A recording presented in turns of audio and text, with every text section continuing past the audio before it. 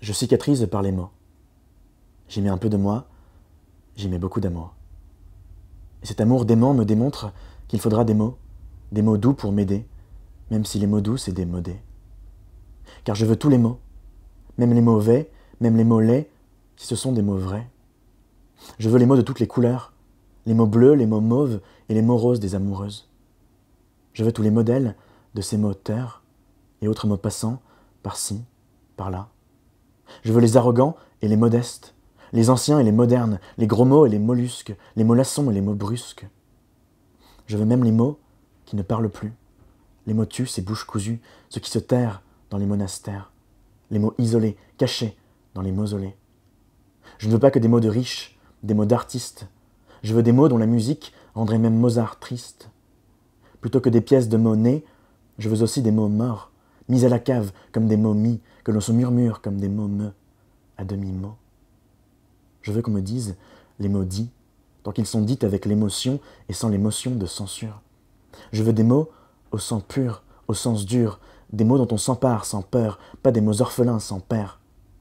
Juste des mots sincères, sensibles parce qu'ils ne visent personne. Des mots qui partent tout sincères sans être insensés. Des mots qui réchauffent sans serre, parce que les mots ça sert, sans cesse. Il y a 1000 mots trop fascinants. Mais à trop compter nos mots, on a oublié ces mots qui comptent.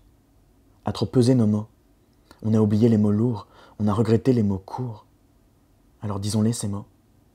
Disons pardon, parfois. Disons merci, souvent.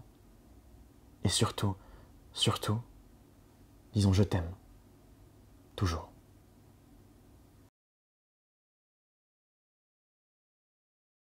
Le fil conducteur de ma vie, c'est le jeu JEU.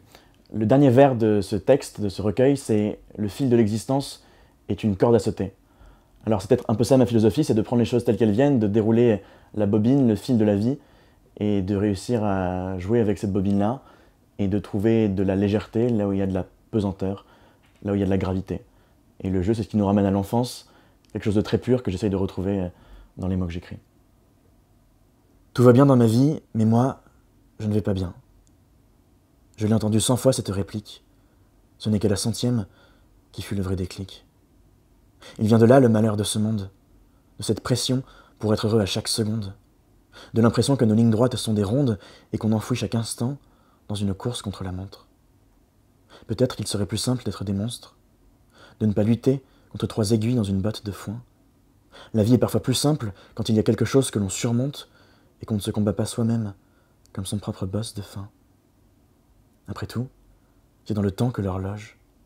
On n'a qu'une vie pour s'épanouir, et dès qu'un sentiment ne sonne pas comme un éloge, c'est soudain l'univers qui semble s'évanouir. Il faut apprendre à aimer la nuit. C'est pas toujours facile de préférer l'ennui. Mais c'est l'unique clé au trousseau du succès. Pour un jour être heureux, il nous faut accepter qu'on ne le sera jamais.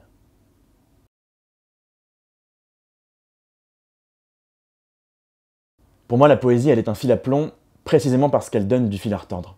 Autrement dit, c'est parce qu'elle est une exploration extrêmement compliquée, dense de soi-même, de sa sensibilité, qu'elle demande de se démêler avec les mots et les émotions, donc parce qu'elle est compliquée, qu'elle est aussi belle, justement. Et donc elle donne du sens par la complexité qu'elle va puiser, en moi en tout cas, et je pense en tous ceux qui écrivent de la poésie. J'écrirai des poèmes sur ta peau.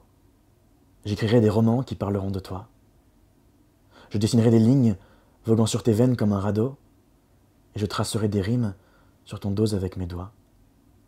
Car tu es l'unique feuille et le seul carreau sur lesquels les mots ne s'effacent pas. Car tu es l'unique fleuve et le seul bateau pour qui mon encre coule quelquefois.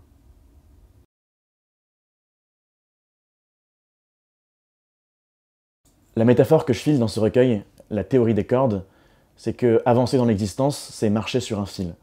Nous sommes en quelque sorte des funambules qui avançons justement sur le fil de la vie, avec tous les risques que ça suppose. Chaque mot de travers, c'est un pas de travers sur cette vie qui défile justement. Mais on a une chance, c'est que pour se rattacher à l'existence, pour se rattacher à soi-même, aux autres, il y a toute une série de cordes sur lesquelles on peut marcher. Il y a la corde du cordon, le cordon ombilical, ce qui nous rattache à l'enfance. Il y a tous les fils, ce que j'appelle les fils amants, tous les liens qui nous relient aux autres, l'amour notamment. Il y a notre corde vocale, notre capacité à prononcer des mots, à dire des choses, à créer de la beauté par la parole. Il y a la corde sensible, qui est justement comment, à travers nos émotions, ce qu'on ressent, on est rattaché aussi au monde. Et tout ça nous permet de traverser tous les nœuds, justement, que forme cette corde qu'est l'existence, et réussir à trouver, justement, comme un funambule, notre équilibre.